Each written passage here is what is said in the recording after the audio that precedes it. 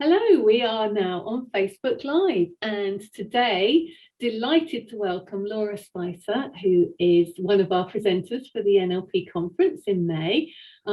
Thrilled to be talking to you, Laura, because your particular presentation is of great interest to me. It's called Expressing Excellence, Your Voice Power. Probably of interest to both of us because we're in a choir. So do tell us a little bit more about yourself and your presentation. Sure. Well, I've been an NLPer for a long time. I think it must have been late 80s when I trained with Richard Bandler, Paul McKenna and Michael Breen. And I went on to do many, many more trainings. So I'm a coach and a trainer, and I see clients one-to-one. My specialism is anything to do with the auditory modality. So when I'm training, I'm really doing three different things. One is to help you express what you want to say more effectively, more powerfully, perhaps, certainly more effectively. The other thing is that your voice, as well as carrying your message into the world, I want my students to be able to hear more. So it's about what's coming out of you, what's coming into you. And then the third thing is what's going on in here. Because in all of those three areas, your voice, tones and tunes are absolutely key. And one of the things I've noticed over the years with fellow NLPers is that they spend huge amounts of money, huge amounts of time learning loads of skill. And it is the one piece which often gets forgotten. Now, for me, that doesn't make a lot of sense because it's so important to me. My auditory modality is primary for me, but I appreciate that that's not true for some people. Yeah. So they're very focused on what they're seeing. They're thinking about the language patterns and the words they're saying. But, you know, your voice is the package that the message is coming in. And I work with speaking voice. I know you guys are singers and that's wonderful. And to me, that tells me you're probably better at hearing sound than some people. But until you start to really drill down, what is this? What are we doing here? You know, what you can say yes in many different ways. Yeah. You say yes, and you know what I mean. You can say yes, it means something else. Yeah. Yes. You know, you can say yes and it'll mean no. And we automatically pick up on some of the nuances. That's kind of goes in very young because think about it. When we are born, by the way, the auditory part of your brain is well developed inside the womb. You already know the sound of your mother's voice by the time you're born, and you can distinguish it from other voices. From incredibly young, long before you learn what the words mean, you know whether a voice is soothing, you know whether it's playful, you know whether it's stressed or angry. So we have a lot of that wisdom inside us anyway. And then we learn language, and that kind of goes on top. And sometimes we lose a conscious awareness of the nuances.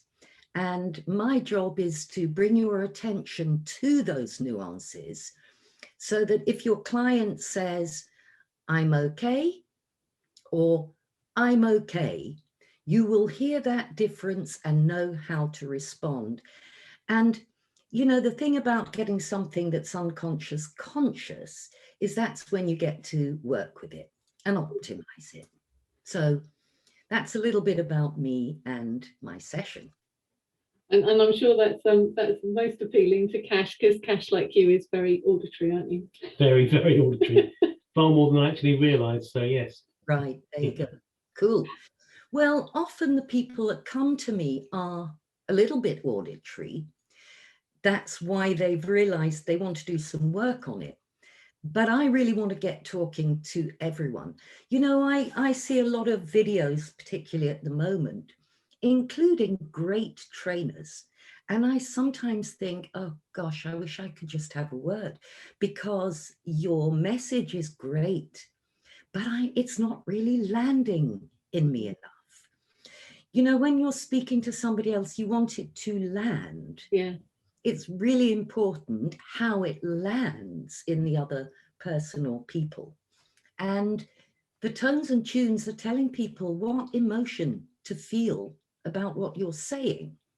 So you can say, this is a really inspiring thing. You know, this is exciting. And it just won't work. Yeah. So, I mean, that's absolutely, well, it makes so much sense when you actually bring it to awareness, doesn't it? Exactly. Yeah. And, you know, we have lists of submodalities. Yeah. Excuse me. And they don't include the submodalities that I use for voice. Some they do, but some not so much. You know, for example, as I said in the beginning, when your voice goes up at the end, what's going on? When it goes down, what's going on? And it's I think for us NLPers, adding a little bit of this auditory skill is life-changing. Yeah. And, you know, these days we're working across computers a lot, so we have less sensory data to go on. This is a great moment to increase your auditory sensory data. Wonderful. So you've alluded to it. What will delegates take away from your session at the conference? Sure. Well, I want to say that I don't do what any other voice coaches do. So if you go to a voice coach, they'll want to help your voice sound richer and fuller and more wonderful. Maybe project it to the back of a room. Those things are less important to me. And particularly now, we're working through speakers. If you can't hear me, you can turn up your speaker. If my voice is too loud, you'll turn me down. So you know what? I can speak at a comfortable volume for me, and you will make it right for you. What I'm interested in is how flexible your voice is, because every voice is useful somewhere. No matter what your voice is, your natural voice is like, it's going to be useful for some purposes.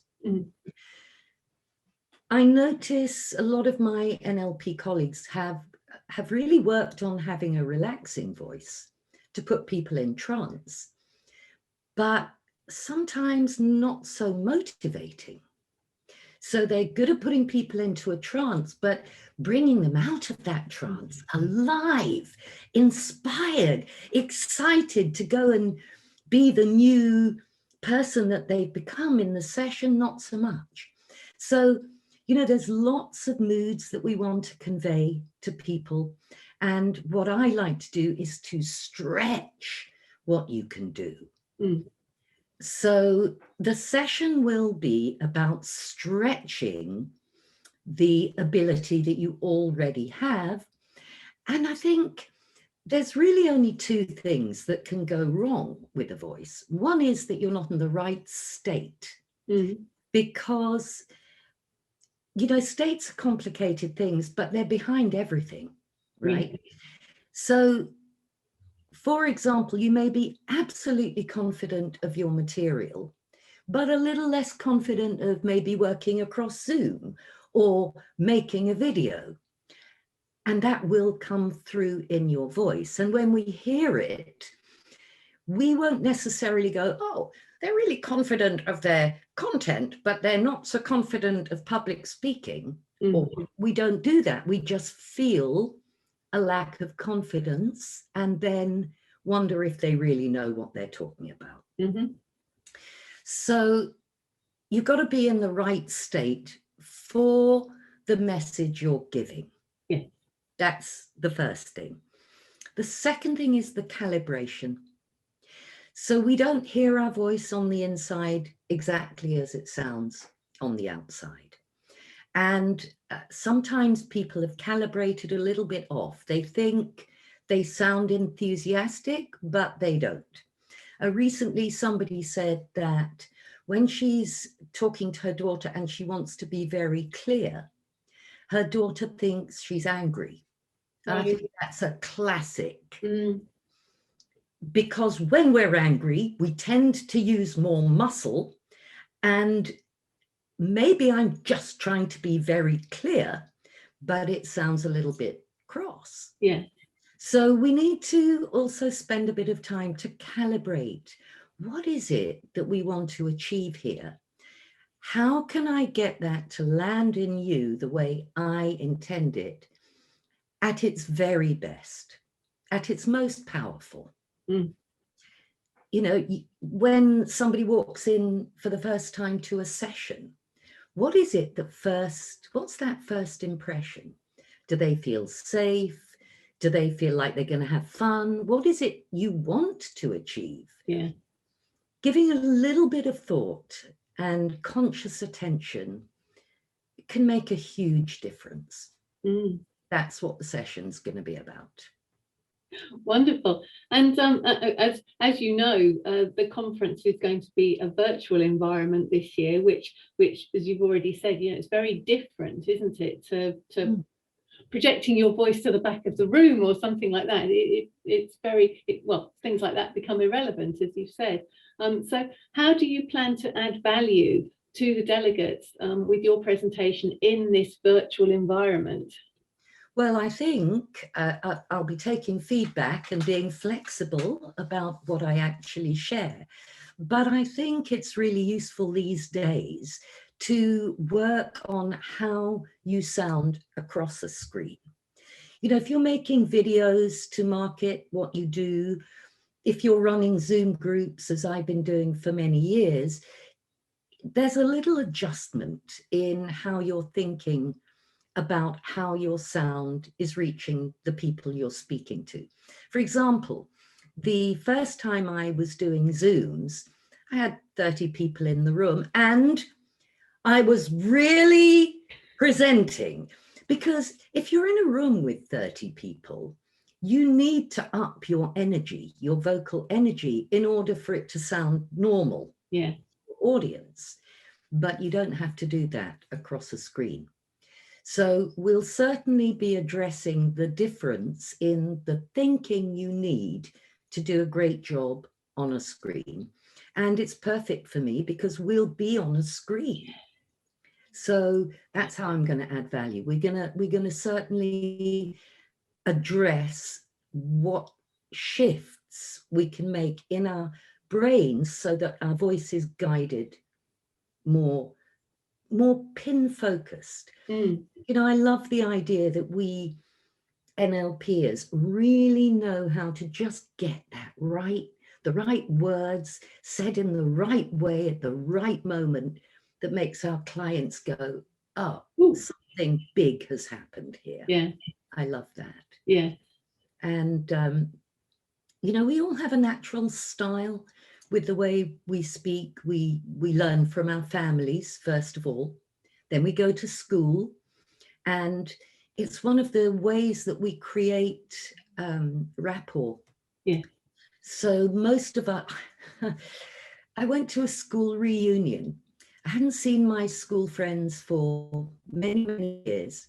And I walked into the room and it was shocking because they all sounded quite like me. And, you know, I've been out in the world for a long time and not everybody sounds like me.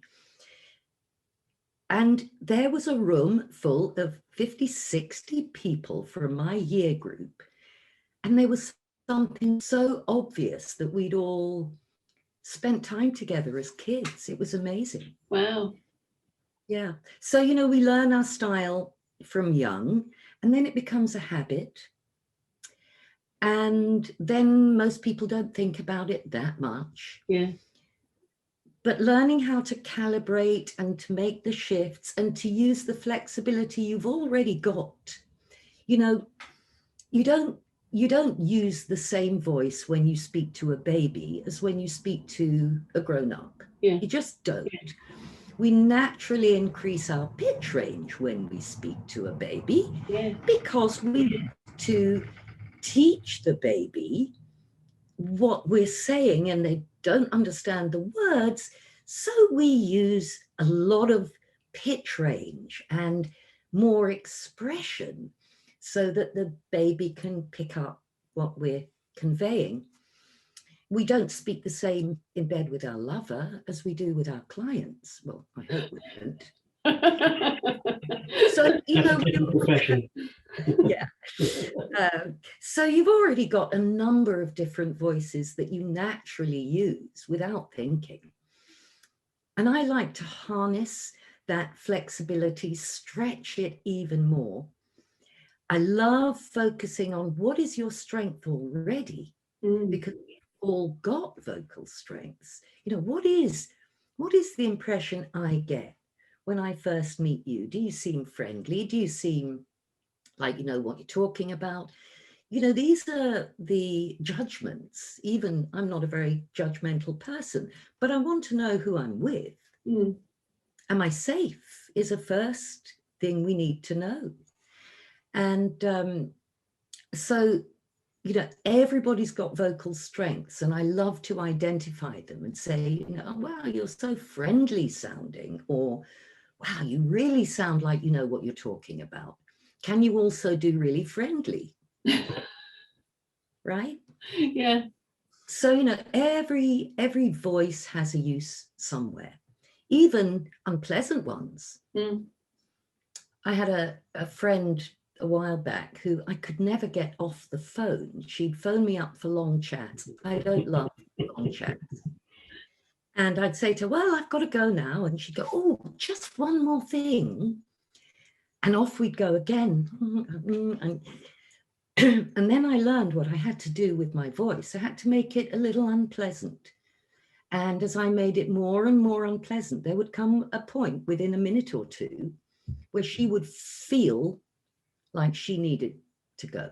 Right. I learned how to end those phone calls.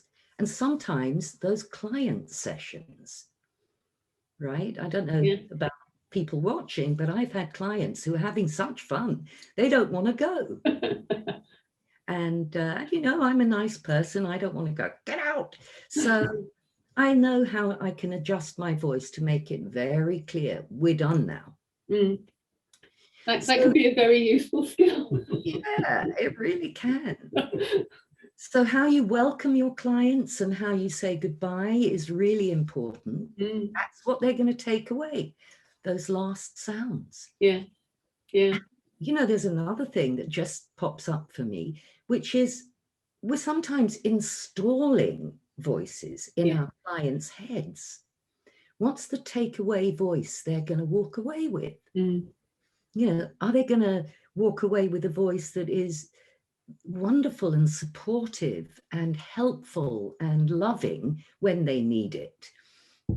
Are they going to walk away with a voice that really motivates them when they need it?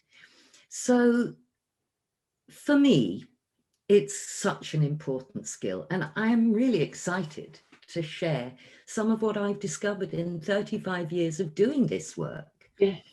And particularly with other NLPers. Yes, I think there's an awful lot to be taken away from a session like that, especially in the world we currently find ourselves in. And I must admit, I'm sitting here feeling quite self-conscious. Well, that does happen. Yeah. But actually, what I'm focusing on is what I really like in your voice. Yeah. So it's very friendly. Oh, good. Very friendly, Karen, and very available. You know, I feel, look, I'm rabbiting on. I feel like I can do that. You're making me feel like you want to hear what I've got to say. Yeah. That's a wonderful quality to have in a voice. Good. Oh, well, thank you. That's a relief. But as you say, with the whole Zoom thing, I'm very conscious, like you said, about the sort of presenting to a room, and I know that I raise my voice when I'm on Zoom because it feels like I need to. So learning those nuances, and even just all you've brought them into awareness. Yes. That's a really fantastic gift for us as delegates at the conference to experience. So that's brilliant. So what does the NLP conference, international conference, mean to you as a presenter? Well, first of all, because I come from a different society, I've only ever been to one NLP conference in the past. And unfortunately for me, on that particular occasion, I had terrible toothache. Oh, no.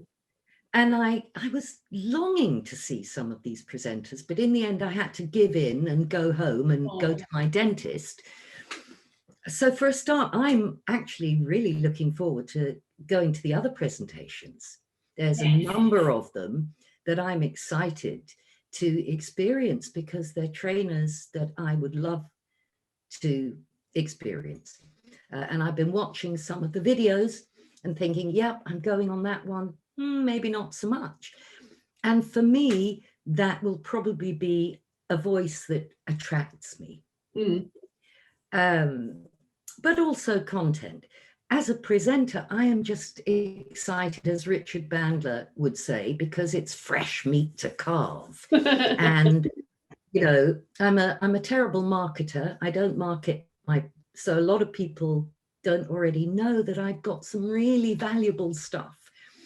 And so what I'm hoping is, I know there are a few people who've already worked with me who will be in my session because they've told me.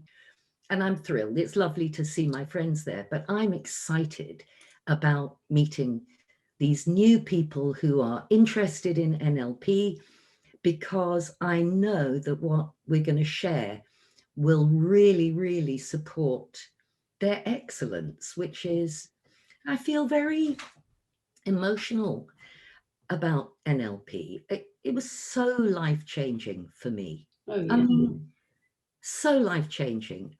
I can't imagine what it must be like to live a life without these skills. I really can't. Yeah.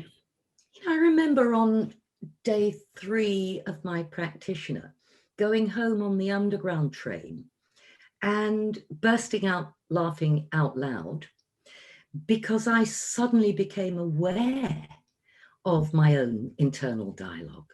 I've been talking to myself all my life and I hadn't really noticed. Yeah. Now, 35, 40 years later, that's almost unimaginable.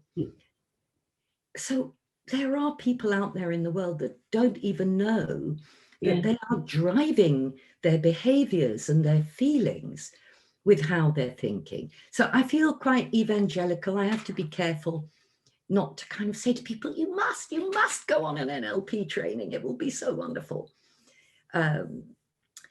So I'm just excited to work with other people who are in my sphere of loving NLP and to bring this particular piece to their performance, because I can promise it will do, I don't know quite yet what they'll take away because it will be partly dependent on them. They'll certainly go with a warm-up routine to open up their voice.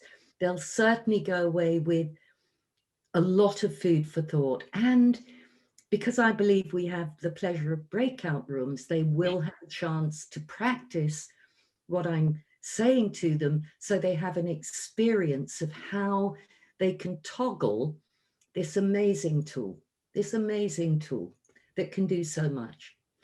I remember once going to a presentation. It was on a subject I was very interested in. I'd read a book about Egyptian pyramids, and I thought, I want to go and find out more of what they've discovered. And it was presented by this married couple who'd written the book, and they decided that he was going to talk about all the interesting stuff and she was going to take the Q&A. Right. And he didn't like public speaking. That was obvious. He had a big beard and the PA system wasn't working, so he had to talk just straight to the room of 40 people. And he barely hear what he was saying. And I wish I had my video camera with me. In those days, we didn't have smartphones. And I looked at the audience. Everybody was falling asleep. I mean, it was soporific because you couldn't really hear it, and it was droning on. It's just what you need when you're going to sleep. Yes. And then she stood up to take the questions and answer, and the whole room woke up. She was longing to connect with the audience. She was interested in them. She was lively, and everybody got excited. And I thought, God, that's a good example. Yeah. You know, so yeah. Brilliant. So Cash, do we have anybody on Facebook? We've got plenty of people viewing. There are no questions. Any questions from viewers? What we tend to find, Laura, is that people will view many times afterwards because of timings and everything. So this is fabulous. I'll certainly get a lot from it. I'll text some answers. But you know, I do want to know, what is it when you think about your voice viewers? What is it that you think that if you could wave a magic wand and do something in your communication more effectively, what would it be? Would you relax people more deeply? Would you wake them up more powerfully? Would you teach people what you've got to teach in a more inspiring way? What is it that I could do for you in a session that would really be a key for you to unlock some potential? I'd love to know, and then I'll include it. So ask your questions. Yes. Well, just put that statement in there. Do put that in the chat whenever you watch this. Recording, because we do keep an eye on, and Laura said, you'll pick up on that and ensure that it's included. So this is a fantastic opportunity for everybody who's watching, and especially for those delegates who are coming to the conference already, because Laura's presentation is on Sunday, the 16th of May at 10 a.m. That's 10 a.m. BST, because we'll be in British summertime by then, which will be lovely.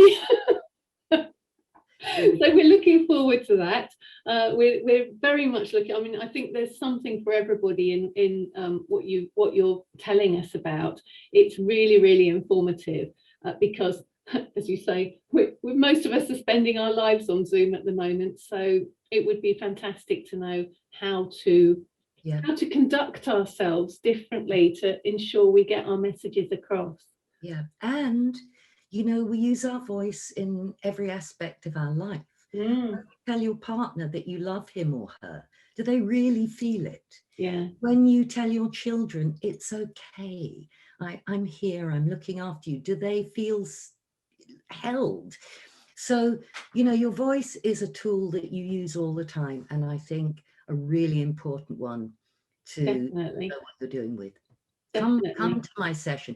And am I right in thinking that even if somebody doesn't come to the session live, they will be able to watch it on replay? Absolutely. So we're recording all the sessions, and all delegates have access to the conference platform for 6 months after the event. So we've all got the opportunity, us included, because we're quite often running around sorting out things at the time. So we're excited this year that everybody will have an opportunity to be able to attend every single session over a 6-month period, which is wonderful. So you Laura, like you said, you'll be able to go to your to the other presenters as well, which is an opportunity that a virtual conference gives us.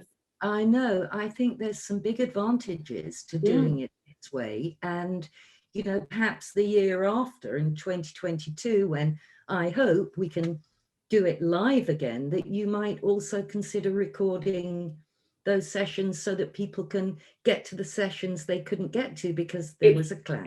It's a really good point, and it's something we look at every year. The challenge with that is having 6 streams simultaneously running and needing not a static camera, because obviously presenters in a live environment they're walking around. It's something we consider every year, and then we get the costs for doing it, and think we'd probably have to quadruple the price of a ticket. Oh gosh, okay, well, but it is lovely, and you know, we're still, who knows what's going to be happening next year, and certainly our intention is to, whenever we can get back to having an in-person conference, there are huge benefits to doing both a virtual conference and an in-person conference. So moving forward, whatever the future brings for all of us, we know that there will be elements that we can weave in of both types of things. So, well, and it makes this year a really great investment to come this year, because you're going to get so much, you know, you've got so many fabulous presenters. Yeah. But I really hope that you'll come to my session, everyone. Yes, absolutely. And we look forward to seeing everybody there. So thank you so much, Laura. It's been really informative, this session, this conversation. And as I said, you know, if you want to see Laura's presentation live, then be at the NLP conference on Sunday, the 16th of May at 10 a.m. So thank you, Laura. Thanks, it's been Laura. a pleasure talking to you. Lovely to talk to you. Lovely to meet you. Bye. Take care. Bye. Bye.